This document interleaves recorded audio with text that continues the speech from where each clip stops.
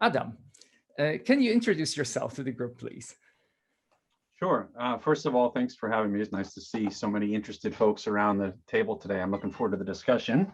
As I mentioned, I live in the greater Boston area. I'm a technology leader. I've been in this funny business we all call home for about 20 some odd years. Started my career in various consulting, worked for a company called Borland, which used to be a household name. There may be a few that still remember it, but probably not many. And then I did about 10 years at Staples, where I led staples.com, all the initial mobile sites, and then kind of finished up there as a chief architect.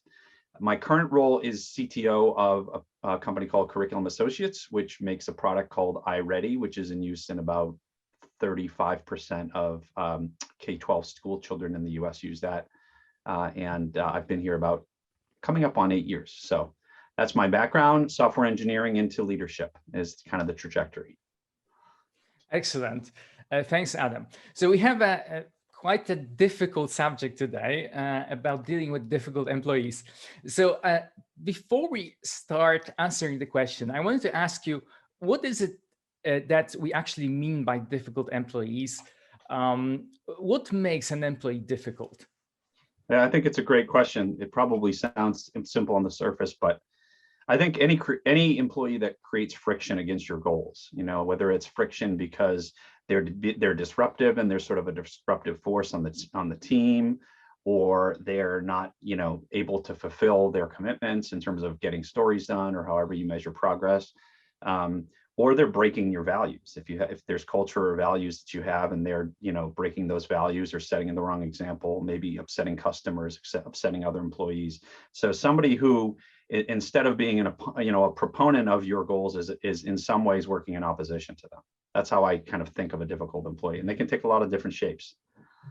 I got it. Yeah. Okay. So what do we do about the situation? What does it mean to deal with that situation with that employee? What's the outcome that we want? I think the outcome is, the ideal outcome is you've course corrected, right? I mean, I think as leaders, the most satisfying experiences I usually have are when we take somebody who's struggling in some way or another, and you're able to coach them up or get them support, and they turn back into a productive member of the team. That's always the optimal outcome.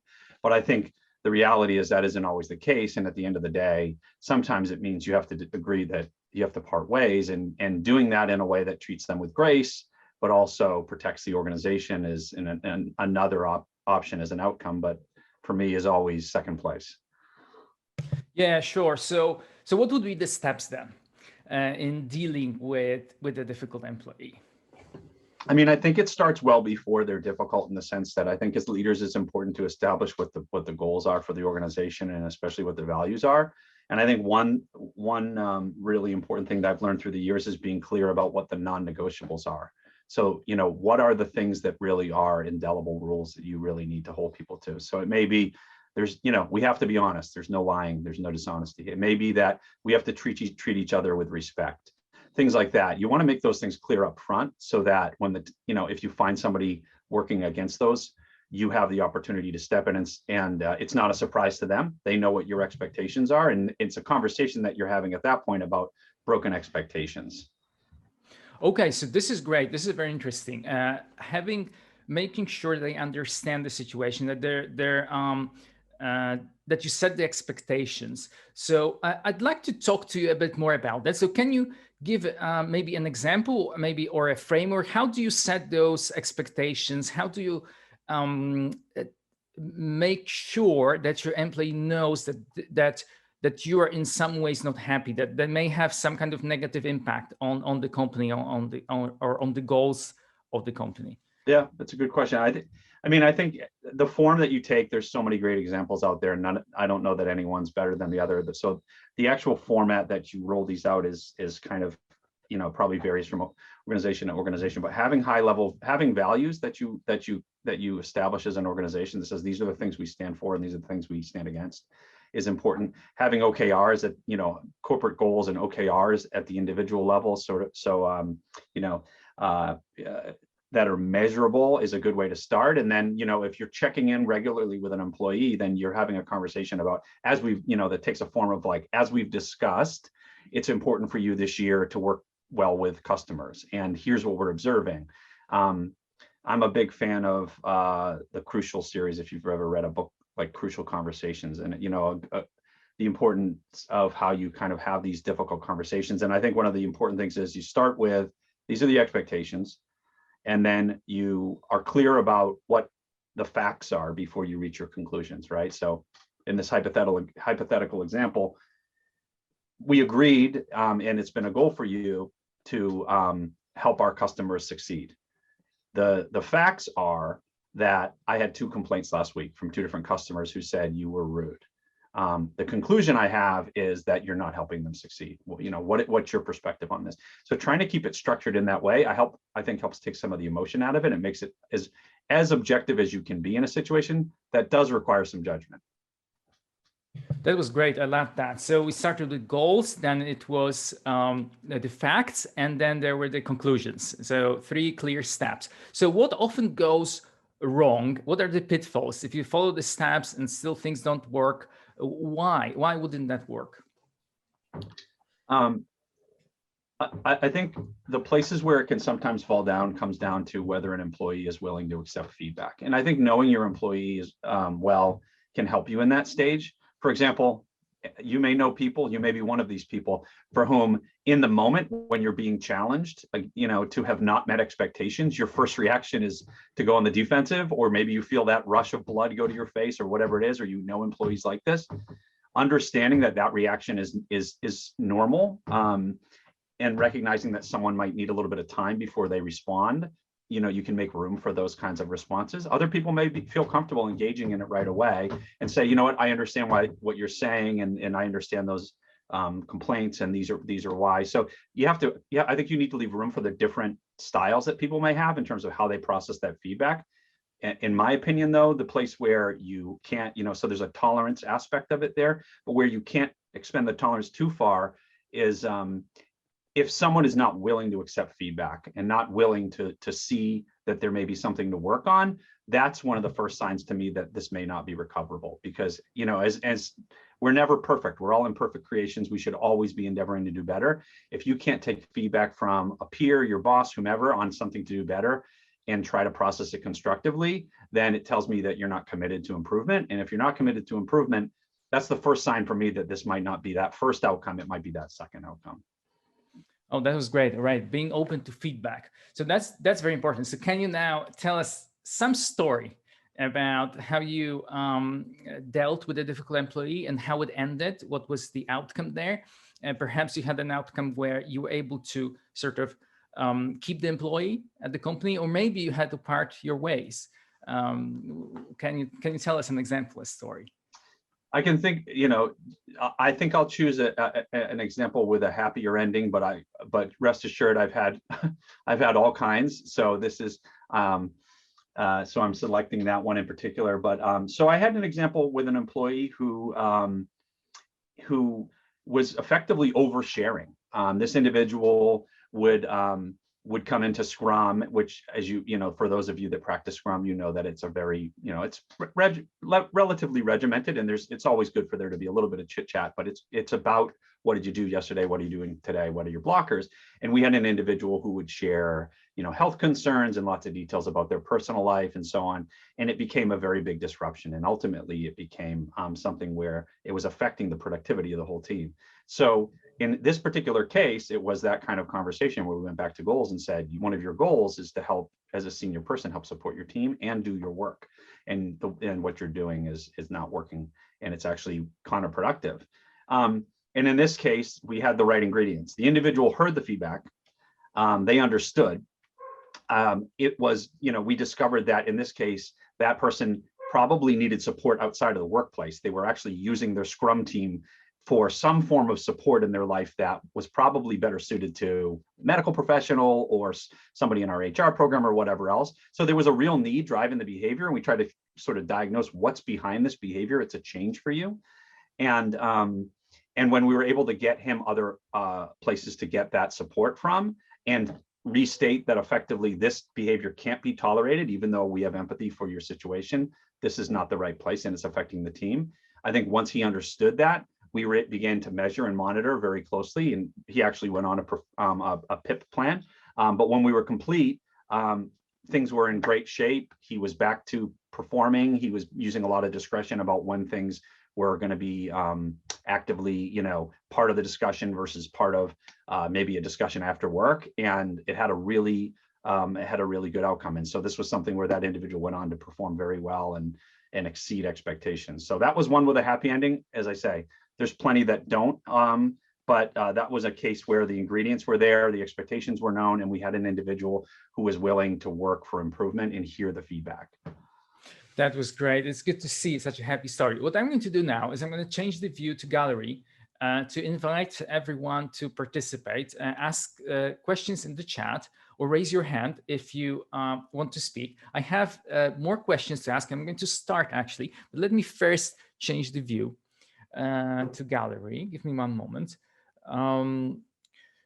So Deepak is asking, can you explain what difficult employee means? We actually discussed it at the beginning. I can see you joined a little late. I'm sorry, Deepak, I don't want the group to go for it again, but there will be a recording of this, and you're definitely welcome to listen to it.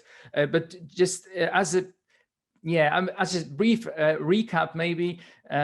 It's someone who, in some ways, creates friction with the goals of the company. I think that was how Adam defined it. So, in short, now my question to you is, and this is, I think, one of the most difficult ones. When we discussed it before the event, Adam, at which point is the situation beyond repair and requires parting with the employee? How do you know that there is no point in continuing trying to improve the situation? Yeah, and obviously that's the worst case scenario, but it's also important. I think before I answer the question, just one thing I'll say, as a young leader, especially, one of the first things that I encountered that was almost, impossible for me to imagine was letting somebody go. And I think for many managers and leaders, that is one of the scariest parts of the job. Nobody wants to do that. We think about their family, we think about the impact, we think about what if I'm wrong, right? All those fears and doubts go through. And of course, like anything else, once you've done it a few times, you become a little more sure of yourself, but I don't think anyone ever feels like this is a part of the job that they love. I think I've touched on it in some sense. I mean, I think the first sign that it's not recoverable is the individual is not willing to take the feedback, right? If they reject the facts. Again, that's one of the things that's helpful to stick to the facts. If it's a he said, she said situation, it does become difficult. And I think you have to choose in those moments whether or not this is something that really you have enough evidence to warrant moving forward. But when you have a situation where there's maybe multiple people who've observed a behavior, maybe you firsthand observed the behavior. In the fictional example I gave, it was 2 different customers, whatever it might be. When you have a couple of data points that are starting to triangulate on something, I think now you have enough evidence. And if the person is rejecting that, if they're not taking ownership, if they're being defensive, then I think that's the first sign that this is probably not going to work. Repeat offense, if somebody is contrite and takes the feedback and does try to improve, but then soon falls down again, I think that you have to recognize that that's for most people, that's probably a point at which you have to make a different decision. It may depend on the level of the offense, but 2 strikes, maybe 3 strikes. And the one thing that goes through my mind that I'll just add in these situations is usually the reason why I bring up friction for the team and the objectives is that, we all need to be rowing in the same direction because we have a collective goal as an organization, whether it's a nonprofit or a company or just a small team. And when somebody's working against that, they're not only just making, you as the manager or the supervisor, putting you in a bad position, but they're affecting the whole team. So when I've had to sit and have those really tough discussions to let somebody go, the one silver lining I see is that usually it's ultimately in protection of the team, because the team is looking to you as a leader to do something. And when you think about, if you've ever been in an environment where there's a disruptive employee or somebody not pulling their weight or somebody who just is that brilliant jerk where they're smart and they contribute a lot, but they're just not a good values fit. Your employees are looking at you and saying, why doesn't she or he do something? They're looking for you as a leader to step in and restore balance to the team. And so as hard as it is in those moments to maybe have to say to somebody that this is the end of the road, where I feel some level of comfort is I know that by doing that, I'm protecting the rest of the team and ultimately the company. And that's what we're put in place for. So that's kind of how I look at the whole picture of not only when do you know, but also how do you handle it? Got it. Yeah, I like that. So multiple data points was my takeaway from this. Um, can I ask you a bit more? And that hopefully we will later focus on the more sort of happier situations. But I just wanted to stay on the subject a little bit. So when this moment comes, actually, when the decision has been made, just how does the conversation actually happen when you partner with someone? Can you help with that? Yeah, I mean, depending on your organization, you may have a protocol, usually involves HR. In those situations, my advice is usually less is more. You've probably at that point already had the conversation about where they've been missing performance, probably had a performance plan or some other documented record of the places where things have gone wrong. And in that moment, it's really a short conversation. You don't want to give them the impression that there's a negotiation to be had. You also want to guard against the very rare but real possibility that they're litigious in some way. And so in that moment, my opinion, take the advice of your HR team. But in the event that you don't have one or you're left doing it to yourself, I think it's simply, listen, as we've discussed, your performance isn't meeting expectations. Your last day will be such and such date. We thank you for your time here. And if you have any questions, direct them to HR. And really, you may want to empathize with the person. You may want to say, I feel so bad, or I'm sorry about this, or whatever else. And even though that human side of you is very real and that is a great instinct, the coaching I've received and the advice I've been given is that those things, in that rare case where there's a litigious individual or somebody who's trying to use the situation in a way to describe false, fired under false pretenses or other things, any of those words can actually invite and activate those kinds of responses. So you really want to try to just keep it simple. And you've had those softer conversations leading up to that point. You've tried with the employee, but this is a very transactional conversation at this time. Okay, I understand.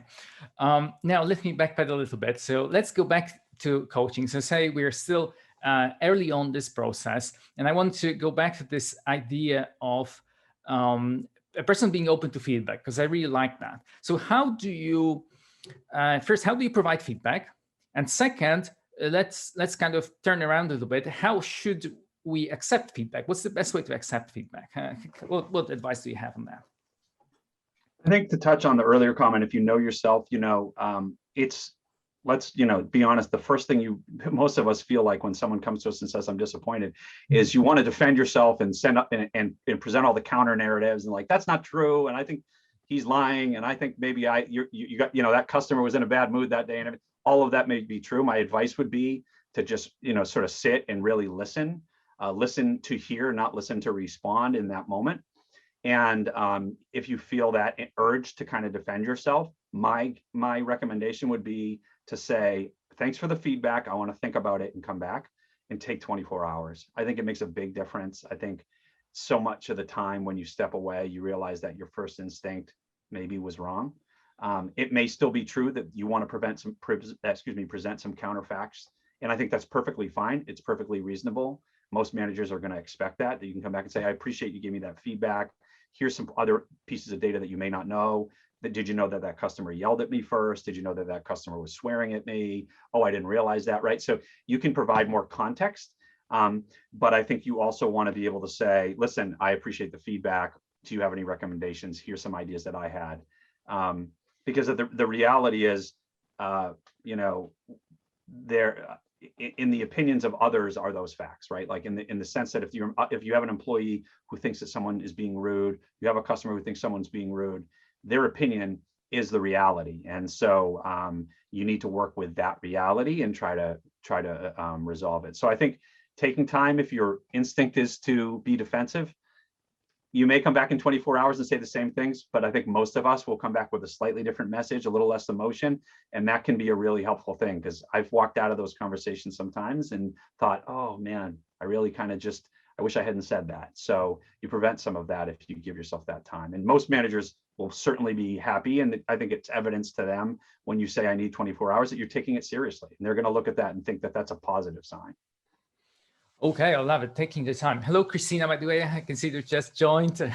It's good to see familiar faces again. Actually, you started on a very interesting subject, which is defending yourself. So maybe let me ask now kind of a follow-up question. So how can one defend themselves without sounding defensive? Yeah, that's a great question. I think it starting with some acknowledgement that the situation is a real situation, right? And back to that, opinions are, those opinions are real, right? So if your manager is at the point where they're coming to you with something, then that means that there's some form of a problem. Even if the problem is just miscommunication, there is a problem, right? There's a reason you got there. So I think starting off with an acknowledgement, like, I understand this isn't the conversation you want to have. You're busy and there's a lot going on. Let me explain some, and then move into an explanation of things that might be missing. I think, and trying again to stick first with facts and then lead into conclusions, as opposed to the reverse, right? So did you know that in both particular cases, these customers in the notes field have been flagged as rude customers? Wanted you to know that. So, right, whatever it might be. Did you know that in this particular case, this customer told me they had been on hold for over an hour, right? So maybe there's another problem. Maybe there's a problem in terms of the staffing in the call center that's leading to an angry customer, that's leading to this situation, right? So just presenting things that are just kind of objective facts before your conclusions, I think helps show balance, and it helps your manager understand, oh, okay, I didn't realize that.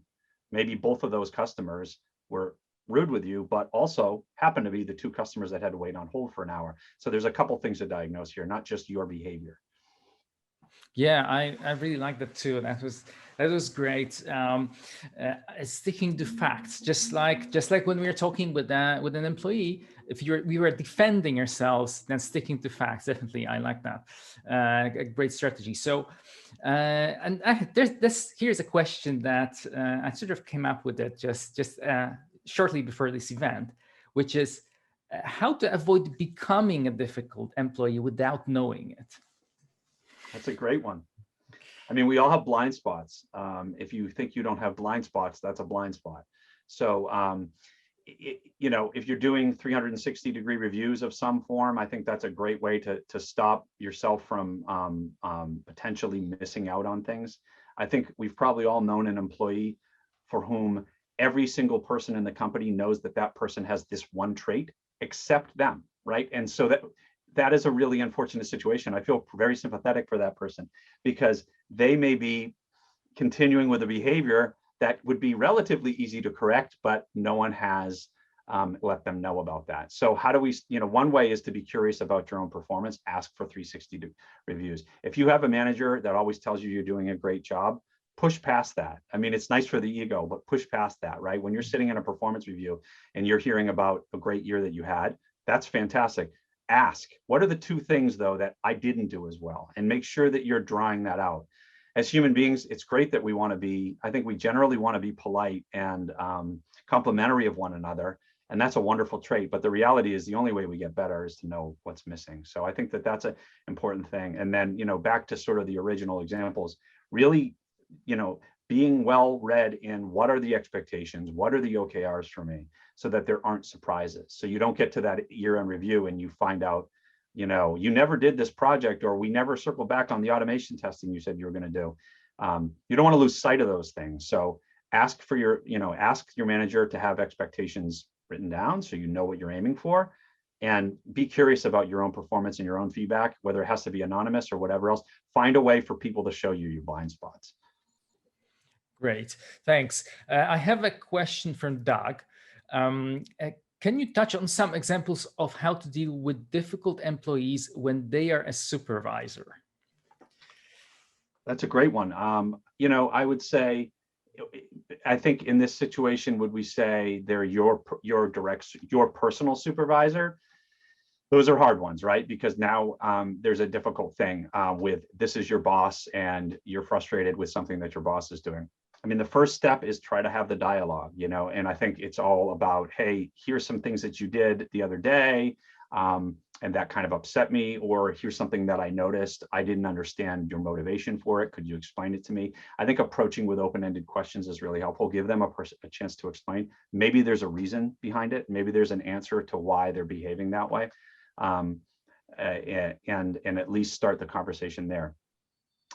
It's hard to do so. But of course, your second recourse, if you don't feel like you're making traction with that person, is to have a conversation with either HR or their boss.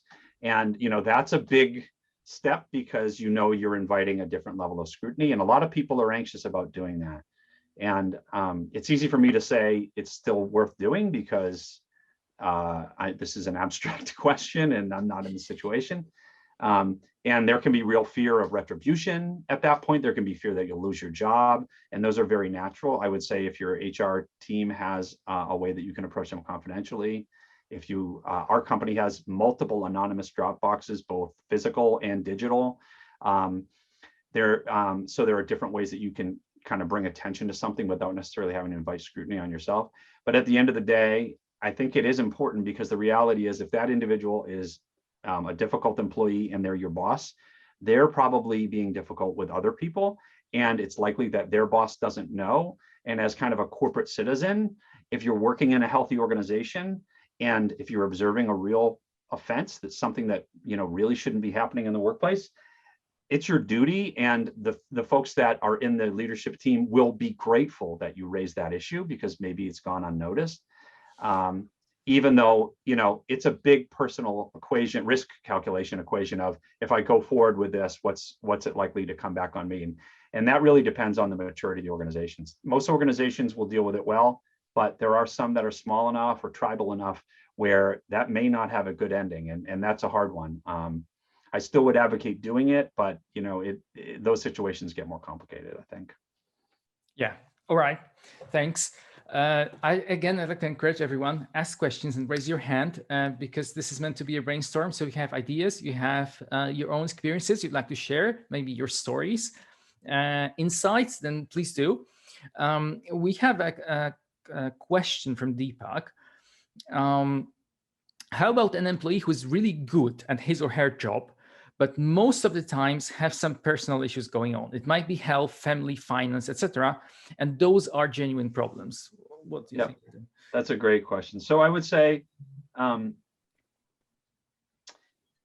there's something in that question which I like to touch on, which is like, is someone ever good enough at their job to justify this baggage, right?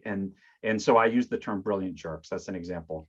For me, a non-negotiable is brilliant jerks. So I've had that experience in my career where someone says, yeah, I know they're rude to everybody, and I know you get complaints about them, but you can't imagine they commit 3 times as much code as everybody else. And it's hard, but I think as leaders, we have to have the emotional maturity to say that there's no production level at which you're allowed to be a jerk.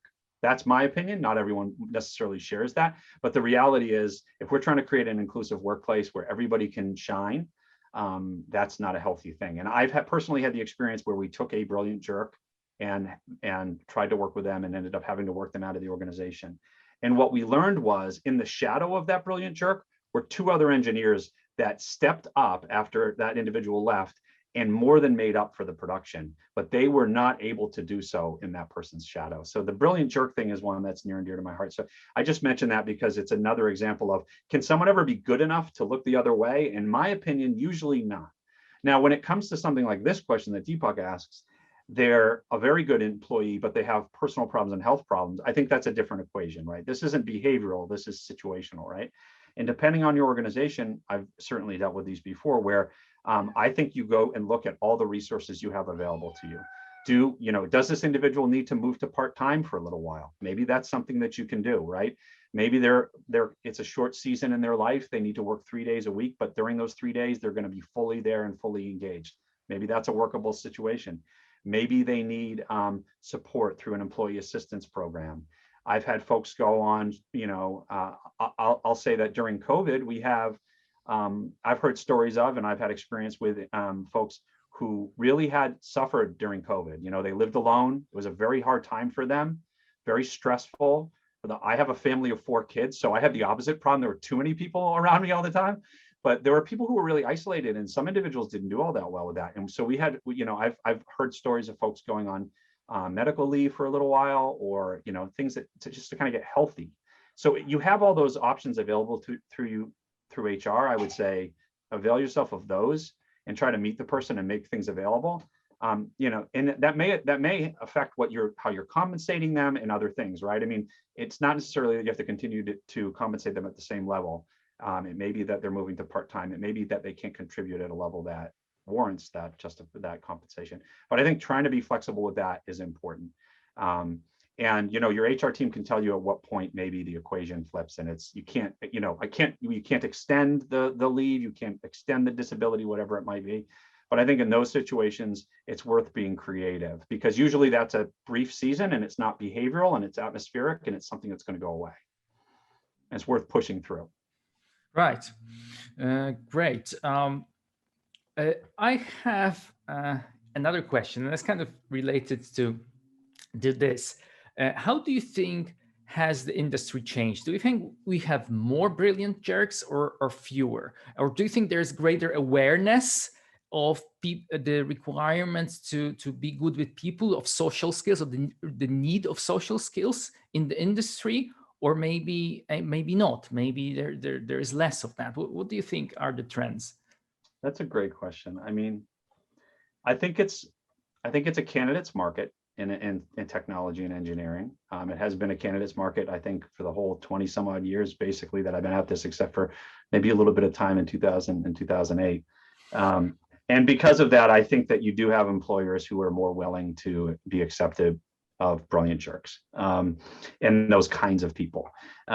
So I think that they still exist. I think it's probably, in my opinion, it's hard for me to gauge the trends, because I think the differences that I've seen in the percentages had more to do with the company culture than whether it's 2010 or 2020. So the company I happen to be at now is, in that we're K-12 education, we're mission oriented. And one of the things that we do is that our evaluation process for recruiting, our interview process is 50% technical and assessment of skills and 50% sort of a culture fit assessment. And so inclusive of, until about a year ago, our CEO literally interviewed every single candidate, and we have 1,600 employees. He spent almost all his time doing that. And that helped us suss out and sort of catch, before those folks arrived on our shores, who were the people that were brilliant jerks. And so we ask questions about ego, right? One of our values is high confidence, but low ego, right? We want you to be confident in your job, but we don't want you using it as a cudgel. And so I think the interview process can be really helpful to try to prevent those folks from getting in, but they certainly exist and they know their value. And the reality is, in this tight market, I think there'll always be a place for those folks to find a home. But in my opinion, I want to make sure it's not my home, it's someplace else. Right, got it. I have a question from Christina, and that's a great one. Any recommendations for how to deal when you have an issue between two specific employees? Yeah, those are definitely hard ones. I mean, I think it's still, I would bring it back to, you want to center it on the facts, which means, try to identify any observable facts. If it's an issue that comes up in group meetings, you want to try to get feedback from other folks. I think that process of collecting feedback, you want to be careful, because you can actually poison the well a little bit. So if you want to say to somebody, there's a problem between Jim and Jane, and you go to a group of people, you don't want to say, hey, how was Jim in that meeting? Hey, how was Jane in that meeting, right? Because you're already starting to sort of put a little bit of a red letter on them. I think you want to have more general discussions about how did that meeting go? What did you see any conflict? What were the things you observed? So I think collecting other input from other people helps you have more than just the data points. It's almost impossible to really arbitrate between a he said, she said. So you really need to find a way to open up the funnel and get more input. Maybe you're sitting in on meetings. It may mean that you're reviewing work that you wouldn't normally do. You may ask for, as I said, you may ask others to contribute, but you want to get a more well-rounded opinion of what's happening and see if there's things that you can start coaching. Sometimes you have folks that don't work particularly well together, but are really effective. And if you have the option, you can, change teams and see if the behavior follows them. If it follows one and not the other, that's a bit of a sign for you of where it started. If it doesn't follow either of them, sometimes it's just the chemistry, and that does happen at times. But those are a couple of techniques that you can use to try to get to the bottom of it, I think. Oh, actually, I would love to hear more about it. We are kind of nearing the end. I think actually, let me ask you this, because this is too interesting. So what techniques would you recommend in this case? I think, I think you really want to say, it's important, leaning back on a lot of the things I mentioned, it's important to be clear with both folks. It's like, the situation between the two of you can't continue. I encourage them to talk to one another and to encourage them to try to work it out. You may get a pretty early indication of whether or not this is something that they can talk out themselves. Sometimes you get to that in-law situation where they can't even be in the same room together, and you'll know that, right? You'll be able to detect that, and at that point, the solution of why don't you guys go in a room and talk it out isn't going to work. And so maybe they want to have a conversation with HR present, and it's a little bit more of a counseling session, if you will. But again, then you may detect that this situation isn't all that recoverable. And so then if the question comes down to, if you can relocate them to different places and observe, great. If not, then you're going to have to try coaching both of them to avoid the behaviors that are getting on each other's nerves or causing friction. And it may eventually be that one or both of them has to find another place to work, but that's obviously the last step on the train, if you will. Got it. Deepak, sorry, you want to comment on this, Christina? Yes, please do. Yeah, if you don't mind. So in this case, I had developer A and developer B go after it. Developer B just blew up in a meeting at developer A. So developer A is kind of known to be, somebody who causes a little bit of friction, but in this case, developer B was way out of line. And I actually kind of got them in a meeting together, just the two of them and me. And developer B apologized. Like, he knew he had kind of stepped out of line, and he did apologize. And he said, I shouldn't have blown up at you, and I'm really sorry. But interestingly enough, developer A was super defensive. She was just like, I can't believe you did this. And, she just threw the kitchen sink. There was sexism involved. There was gender issues involved. There was, she just threw up, the whole wall. And I was kind of like, I know that developer B was out of line, and he has apologized. But, can you think of any reason why he might have blown up at you? And turns out he'd been boiling with frustration for weeks at some of her behaviors. And she just absolutely, nope. It was all his problem. So I've been trying to set up coaching sessions for the two of them over the next several weeks to see, I wrote down a list of everything that they said was wrong. And so I'm going to be coaching them over the next several weeks to see, have there been improvements made based on these changes we're going to be doing. And I thought it was interesting based on your earlier thoughts that said, if you're defensive. That's a really interesting example. One other thought there, depending on the size of your team, is in your case, it sounds like developer A has a little bit of this reputation. Maybe so she, I think it's a she in this situation, doesn't feel singled out. Let them know that you both want to ask them to do 3 anonymous 360s. But I've had that experience where then again, that sounds a little bit like that situation where folks kind of know that that's the reputation of developer A, and maybe they're not willing to face it. And what sometimes happens is the example you gave, where one person finally gets to the point where they're fed up. Maybe they've been talking to everybody else and they know everyone else feels this way, and they're going to be the one that's going to stand up and say it. And developer A in your example is like, they discount that opinion. It's just one person, right? So getting to that 360 is another good way. And I've done that with people for whom they get that 360 and they're like, I need to go home for the day because I'm going to say something I don't. And it's like, good, go home and relax and read this. Let's talk Monday. But more than likely, if what you say is true, developer is going to get a 360 that's going to have several different voices saying, I see you do X, Y, Z. And she's either going to say, oh my gosh, and come to terms with it, or she's going to throw up the wall, at which point you're probably going to have to say, listen, if you're not willing to move on this, right? So you may end up in that unfortunate situation, but it's a lot harder to ignore. There's that blaming the accuser that she has. She has a face, she has a name, but when you have that anonymous 360, you pull that out. They don't have that blame the accuser anymore. Now this is like, well, whoa, who are all these people? Well, does it matter when there's 4 of them, when there's 6 of them?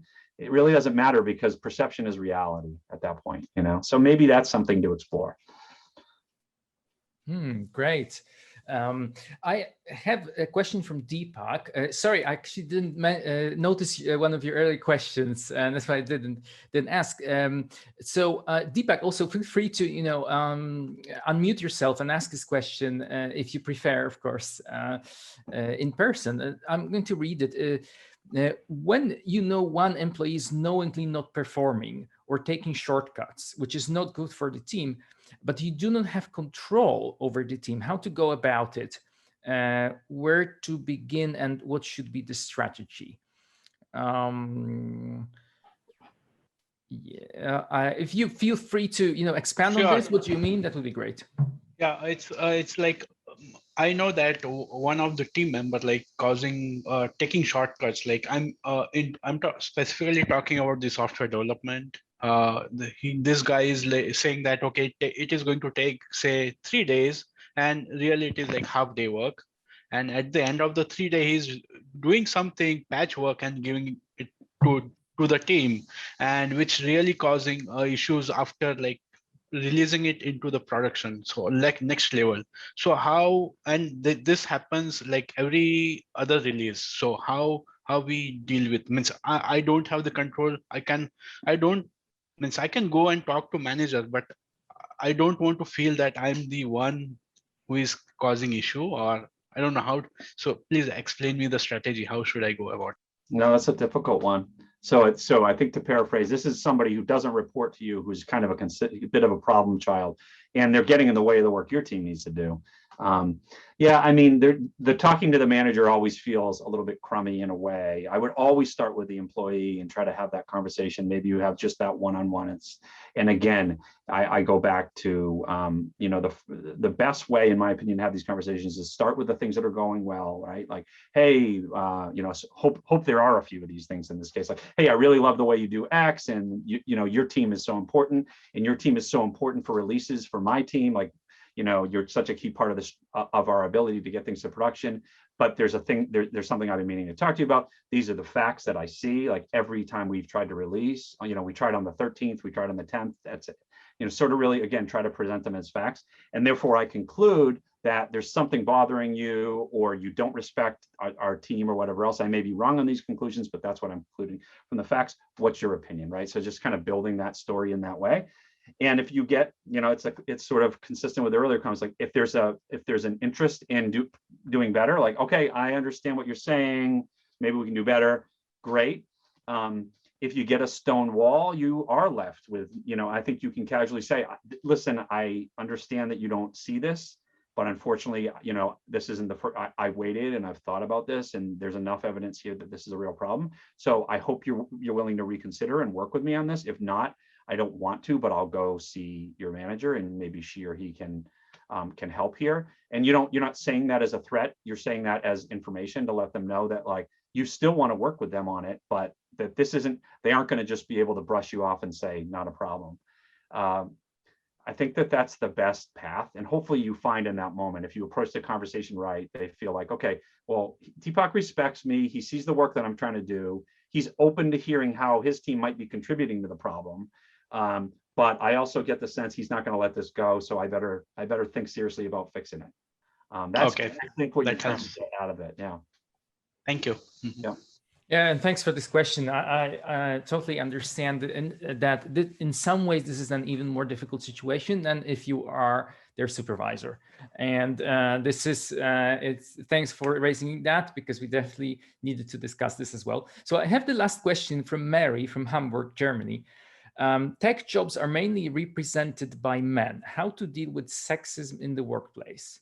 Such a great question, Mary, and it's such a hard one, right? I would say that she's absolutely right. It's and I don't know about all of you, but we've been very intentional about trying to hire for diversity in my current company, and that's not just, that's both gender diversity, it's also diversity, racial diversity, LGBTQ. We want to have a group of employees that better represents the people that we serve. When you look at the K-12 school system, that's everybody, right? That's America.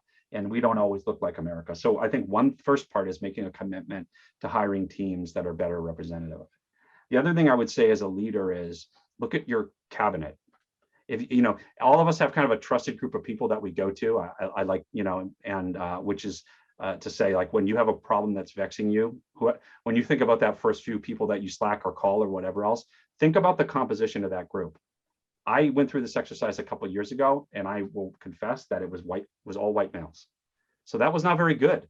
I was totally over-indexed on people that thought like me. So I would say to them, hey, would you guys do what I did? And everyone would go, yeah, that was great. And I thought, okay, I'm right on the right track. And then I realized I'm just asking an echo chamber. So that's not good. So my cabinet now has is much more represented racially and from a gender diversity standpoint. So I have a better chance of being able to have someone say, wait a minute, did it occur to you that such and such? But then the last thing I would say is there's a lot of resources out there to help you understand your blind spots around this. And so you can pick, I wouldn't necessarily advocate for any particular one, but there's lots of training and education that help teach people about how their unconscious bias are playing out in the workplace. Everything from how you write a job description to male leaning versus female leaning words to how you actually work as a team and trying to create that balance. The first step is awareness, to understand if there are places where you're not letting everybody's voice be heard. There's places where you're over-indexing on the male perspective. So I think like getting people educated, talking about it, it may feel awkward to talk about it, but talking about it helps people understand that this is a real thing. None of us, you know, there's most people who are working with their unconscious biases are doing so unconsciously, but we are still perpetuating it, right? So my example of my cabinet, I never occurred to me. I didn't willingly say, I'm going to make sure there's no females in there, but by momentum, it was that way. So I think that momentum can be dangerous. And when we're trying to invite new groups into the table, we have to get in the way of some of that automatic momentum. And the first step is education. Learn about it, read about it, train your team about it, have them understand how this bias shows up, how we can perpetuate it. And then once they know about it, then they can start actively stopping it and holding each other accountable. Hey man, I don't know if you realize that, but in your meeting, the only person who didn't talk was Jane. Oh shoot, right? So once people start having it in the vocabulary, they start holding each other accountable, we all start getting better. So that would be my strategy there. All right, thanks, Adam.